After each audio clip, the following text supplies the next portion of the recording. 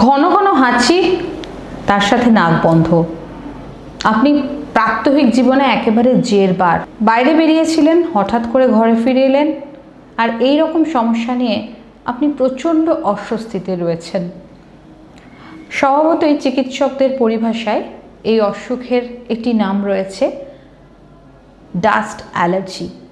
আজকের দিনে যেভাবে দূষণ বাড়ছে, বেশিরভাগ মানুষ কিন্তু এই ডাস্ট অ্যালার্জির শিকার হয়ে যাচ্ছেন। কিন্তু আমাদের উদ্যোগ হচ্ছে যে এই ভয়ানক ডাস্ট অ্যালার্জি থেকে আমরা কিভাবে রক্ষা পাবো, কিভাবে বাঁচবো। আর এই ডাস্ট অ্যালার্জিতে ভুগতে ভুগতে আমাদের এরকম হবে না তো পরবর্তীকালে আমরা একটা আরও বড় অসুখে আক্রান্ত হয়ে যাব। তাহলে আসুন আমরা একটু জেনে নিই যে আমরা কোনটাকে ডাস্ট অ্যালার্জি বলবো, ডাস্ট অ্যালার্জির লক্ষণগুলো কি কি, ডাস্ট অ্যালার্জি হলে আমরা কি করব, কোন কোন জিনিসগুলো থেকে আমরা সাবধানতা নেব, যার ফলে ডাস্ট অ্যালার্জি থেকে আমরা অনেকটা প্রতিরোধ গড়ে তুলতে পারবো, এবং তার পাশাপাশি ডাস্ট অ্যালার্জির চিকিৎসা। এই বিষয় নিয়ে কথা বলতে আজকে আমরা আমাদের মধ্যে পেয়েছি প্রখ্যাত ইমিউনোলজিস্ট এবং পালমোনোলজিস্ট প্রফেসর ডক্টর শৈবাল মৈত্রকে। স্যার নমস্কার, প্রথমেই আপনাকে আমাদের ইমেজ বেঙ্গল হেলথ কেয়ারে স্বাগত। এই সিমটমটা হচ্ছে একটা পার্টিকুলার অসুখের সিমটম, যেটা বলে আমরা ধরি, এবং সেটা আমরা মেডিকেল টার্মিনোলজিতে সেটাকে বলি আমরা রাইনাইটিস বা অ্যালার্জিক রাইনাইটিস। আচ্ছা, এখন অ্যালার্জিক রাইনাইটিস হচ্ছে অনেক কারণের জন্য হতে পারে। হাঁচি, নাক বন্ধ হয়ে যাওয়া, নাকের ভেতরে চুলকানো, তারপরে নাক দিয়ে জল বলেই যাচ্ছে বা নাক বন্ধ হয়ে যাচ্ছে।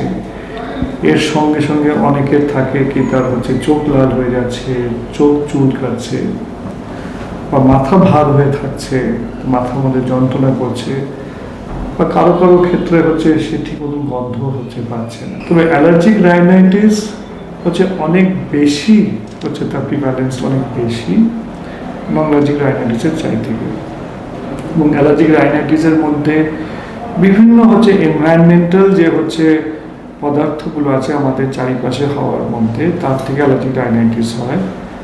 তার মধ্যে তুমি এটা বললে একদম ঠিক, অন্যতম হচ্ছে ডাস্ট মাইট অ্যালার্জি। এটাকে আমরা খুব কমনলি লেমেন্টাবে ডাস্ট অ্যালার্জি বলি।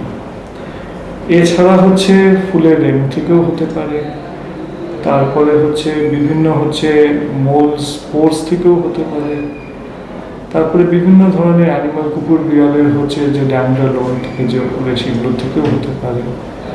Any of this things can cause to allergic rhinitis. কিন্তু এর মধ্যেও আবার dust mite induce allergic rhinitis কিন্তু অন্যতম। হচ্ছে ডাস্ট, কিন্তু সেটা কিন্তু অ্যাকচুয়ালি এক ধরনের 8 লেগেড ইনসেক্ট, যেটাকে আমরা বাংলায় মাকড় বলি। এক ধরনের মাকড়, যেটা হচ্ছে খুব পোকা মাকড় বলি, মাকড়টা যে 8 লেগেড ইনসেক্ট, সেরকম ডাস্ট মাইট। এগুলো খুব মাইক্রোস্কোপিক এক ধরনের হচ্ছে মাকড় বা পোকা, খুব সাধারণ আমরা বলতে গেলে। এবং সেইগুলো মানে হচ্ছে এত মাইক্রোস্কোপিক যে সেগুলো খালি চোখে দেখা যায় না, মাইক্রোস্কোপ ছাড়া সেগুলো দেখা যায় না। এই হচ্ছে মাইটসগুলো কোথায় থাকে? মাইটসগুলো কিন্তু থাকে মেইনলি হচ্ছে আমাদের হচ্ছে বিছানার তোষকের মধ্যে, ম্যাট্রেসের মধ্যে, বালিশের মধ্যে, কোল বালিশের মধ্যে, তারপরে যাদের ঘরে প্রচুর ধরনের হচ্ছে সফট টয়েজ আছে ওই সেগুলোর মধ্যে, তারপরে কার্পেট থাকলে কার্পেটের মধ্যে, সোফার মধ্যে, অনেক সময় এসির মধ্যেও অনেক সময় হচ্ছে থাকে। কিন্তু সবচেয়ে থেকে বেশি থাকে হচ্ছে ম্যাট্রেসের মধ্যে, বালিশের মধ্যে। কারণ এই ডাস্ট মাইটগুলোর হচ্ছে মানে খাদ্য পদার্থ হচ্ছে আমাদের হচ্ছে ডেড স্কিন, মানে আমাদের স্কিন থেকে যে ডেড মৃত কোষ সেলসগুলো যেগুলো হচ্ছে স্কিনগুলো আমরা সবসময় আমরা সেগুলো স্কিন থেকে বেরিয়ে যাচ্ছে, সেগুলোই কিন্তু ওদের খাদ্য পদার্থ। তার মানে সেইগুলো ওরা সবচেয়ে বেশি কোথায় পাবে? বিছানার মধ্যে।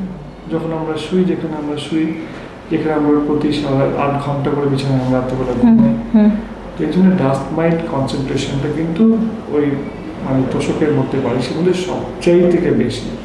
এবং সেগুলো এরকম মিলিয়নস অফ হচ্ছে ডাস্ট মাইট সেখানে হচ্ছে গ্রো করে, এবং অনেক জায়গায় হচ্ছে দেখা গেছে। এবং এই ডাস্ট মাইটের হচ্ছে গ্রোথের জন্য খুব অপটিমাম হচ্ছে হিউমিডিটি, অ্যাটলিস্ট মোর দ্যান হচ্ছে 50% হিউমিডিটি দরকার হয়। আর হচ্ছে একটা খুব ঠান্ডাতেও হতে পারে না, আবার খুব এক্সট্রিম গরমেও হয় না।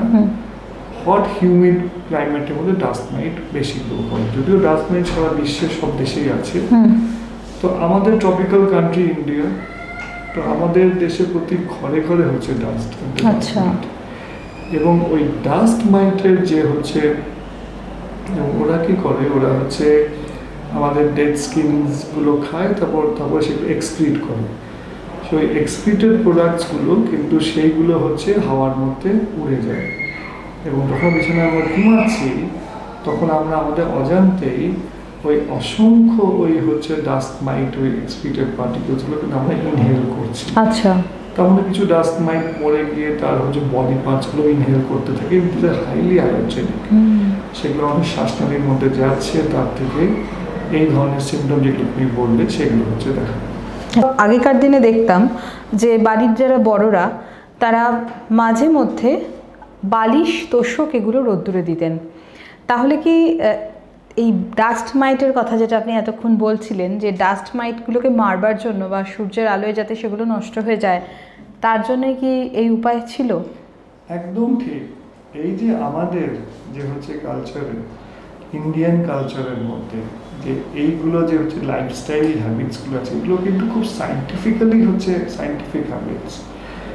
এই যে হচ্ছে সানলাইটের যে এক্সপোজারে যখনই হচ্ছে অ্যাম্বিয়েন্ট টেম্পারেচারটা হাই হয়ে যাচ্ছে, যখনই সেই হচ্ছে ওই ম্যাট্রেসের মধ্যে থেকে হচ্ছে তার হিউমিডিটিটা কমে যাচ্ছে, তখনই সেই এনভায়রনমেন্টের মধ্যে ডাস্ট মাইটগুলো বাঁচতে পারে না।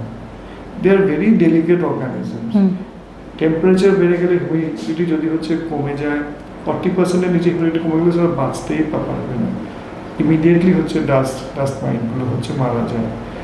তারপরে যে ডাস্ট মাইটগুলো যখন মারা যায়, তখন এইটা হচ্ছে ইজ ডেফিনেটলি ভেরি হচ্ছে একটা গুড হচ্ছে প্রসেস, যে রোদ্রে দেওয়ার জন্য তার ডাস্ট মাইটের হচ্ছে কনসেন্ট্রেশনটা অনেকটা কমে যায় বালিশের মধ্যে, তোষকের মধ্যে।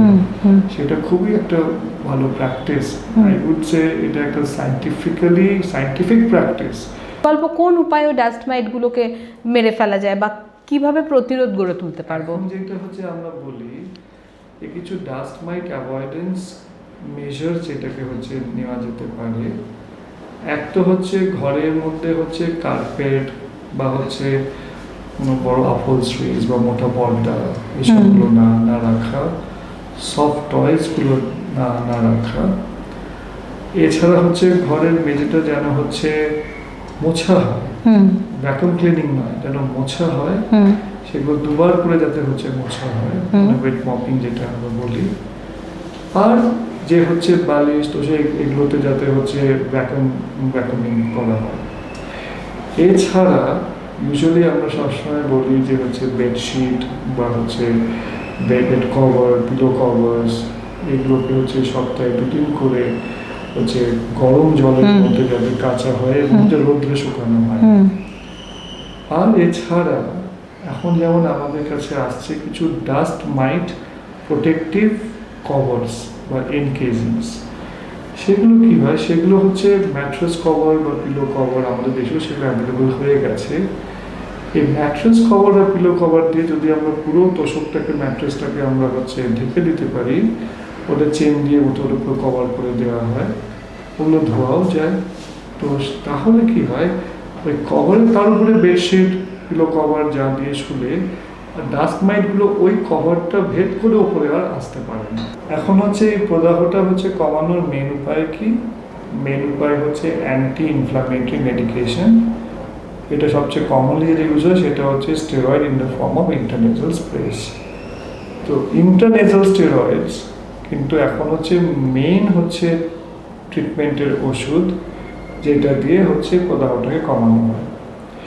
এর সঙ্গে অ্যান্টিহিস্টামিনস বা অ্যান্টি অ্যালার্জিক ট্যাবলেট হচ্ছে অন সিমটম বেসিস হচ্ছে পেশেন্টদের দেওয়া হয় বা বলা হয় খাওয়ার জন্যে। আর যে ডাস্ট মাইট প্রোটেক্টিভ যে হচ্ছে অ্যাভয়েডেন্স মেজার্সগুলো, সেইগুলো হচ্ছে নেওয়া। ইউজুয়ালি আমরা দেখি যদি আমরা প্রদাহটাকে অ্যাডিকুয়েটলি আমরা হচ্ছে না হচ্ছে সেটাকে কমাতে পারি বা সেটাকে সারাতে পারি, তাহলেই কিন্তু এই প্রদাহটা আস্তে আস্তে লোয়ার হচ্ছে এয়ারওয়েজগুলোকেও ইনভলভ করে নেয় এবং পরবর্তী সময় অনেকেরই দেখা যায় সেটা কিন্তু একটা হচ্ছে অ্যাজমা ধরনের হচ্ছে অসুখের শ্বাসকষ্ট রোগের দিকে পরিণত হতে পারে। তো সেইটা প্রিভেনশনের জন্যই হচ্ছে ইন্ট্রানেজাল স্টেরয়েডস, ডাস্ট মাইট হচ্ছে প্রোটেক্টিভ হচ্ছে যে অ্যাভয়েডেন্স মেজার্সগুলো নেওয়া। আর কিছু পেশেন্টের ক্ষেত্রে আমরা কি করি, অ্যালার্জেন ইমিউনোথেরাপি দিয়ে থাকি against the dust mite allergens. Allergen immunotherapy এমন একটা হচ্ছে চিকিৎসা পদ্ধতি যেটা কিনা হচ্ছে ডিজিজ প্রোগ্রেশনটাকে আটকায়, যেটা অন্য কোনো ওষুধ বা অন্য কোনো মেজার্স করতে পারে না। একমাত্র অ্যালার্জি ইমিউনোথেরাপি ডিজিজ প্রোগ্রেশনটাকে আটকায়। এবং যেটা দেখা গেছে যে হচ্ছে যাদের মধ্যে প্রপার পেশেন্ট অ্যালার্জি যারা আমরা চুজ করে ট্রিটমেন্টটা দেওয়া হয়, তাদের মধ্যে শুধু হচ্ছে ডাস্ট মাইট অ্যালার্জিস মানে হচ্ছে অ্যালার্জি রাইনাইটিসের সিমটমসগুলোই শুধু কমে না, তাদেরকে হচ্ছে ফিউচার তাদেরকে অ্যাজমা হওয়ার থেকেও তাদেরকে হচ্ছে আমরা বাঁচাতে পারি। এরকম বেশ কিছু বিশাল বিশ্বের খুব বড় বড় ট্রায়াল হয়েছে বাচ্চাদের মধ্যে, প্রিভেন্টিভ অ্যাজমা ট্রায়াল এবং হচ্ছে গ্যাজাক্স ট্রায়াল, যেগুলোর দ্বারা দেখা গেছে যে অ্যালার্জি ইমিউনোথেরাপি অ্যালার্জি রাইনাইটিসের ক্ষেত্রে যখন দেওয়া হয় দিলে আমরা কিন্তু বেশ অনেক মানুষের মধ্যে আমরা অ্যাজমা প্রোগ্রেশনটাকে আটকাতে পারি। হ্যাঁ, তবে এটাও ঠিক যে সব মানুষেই কি অ্যালার্জি ইমিউনোথেরাপি দেওয়া হয়, অবশ্যই নয়। সেটা যিনি সুচিকিৎসক যিনি পেশেন্টকে দেখছে সেই নির্ধারণ করবে যে কোন পেশেন্টের মধ্যে এটা কাজ করবে, কোন পেশেন্টের মধ্যে এটা কাজ করবে না। তবে হ্যাঁ, সবগুলোই একসঙ্গে করতে হয়, শুধু ইমিউনোথেরাপি নয়, intranasal steroids, avoidance measures. Thank you sir, thank you very much. তো দর্শক বন্ধুরা, আপনারা বুঝতেই পারলেন যে ডাস্ট অ্যালার্জি বা এই ধরনের সমস্যা এগুলোকে প্রাথমিকভাবে আমরা খুব বেশি গুরুত্ব দিই না। এইরকম সমস্যা হলে ঘন ঘন হাঁচি বা যে লক্ষণগুলোর কথা স্যার বললেন, আমরা প্রাথমিকভাবে অ্যান্টি অ্যালার্জি ওষুধ খেয়ে চাই সেগুলোকে কন্ট্রোল করতে। কিন্তু এই সমস্যা যেভাবে বাড়ছে বা যে গতিতে বাড়ছে সেটা কিন্তু সঠিক সময়ে সমাধান না হলে আপনার অনেক বড় সমস্যা হতে পারে। তাই যাদের সেই বিষয় হচ্ছে বা যারা সেই সমস্যা ফেস করছেন প্রতিনিয়ত, অবহেলা না করে সঠিক সময়ে চিকিৎসকের কাছে যাবেন এবং তার চিকিৎসা করালে আপনি নিশ্চয়ই ভালো থাকবেন, একটা সুন্দর কোয়ালিটি লাইফ আপনি লিড করতে পারবেন। স্যারকে ধন্যবাদ জানাচ্ছি আমাদের এই আলোচনায় আসার জন্য। ইমেজ বেঙ্গল হেলথ কেয়ার এমন একটি হেলথ প্ল্যাটফর্ম যেখান থেকে আপনারা বিভিন্ন অসুখ, সেই অসুখগুলোর চিকিৎসার বিভিন্ন রাস্তা আপনাদেরকে জানানো হয়, যার মাধ্যমে আপনাদেরকে সহযোগিতার হাত বাড়িয়ে দেওয়া হয়। আপনারা দ্বিধা করবেন না, যে কোনো সমস্যা নিয়ে আপনারা আমাদের কমেন্ট বক্সে লিখুন, যে নাম্বারটা রয়েছে সেই নাম্বারে আপনারা মেসেজ করতে পারেন। অবশ্যই হোয়াটসঅ্যাপ করবেন, তাতে আমাদের সুবিধা হবে। আপনাদের ভালো থাকাটা আমাদের কাছে অত্যন্ত গুরুত্বপূর্ণ। ভালো থাকবেন, ধন্যবাদ।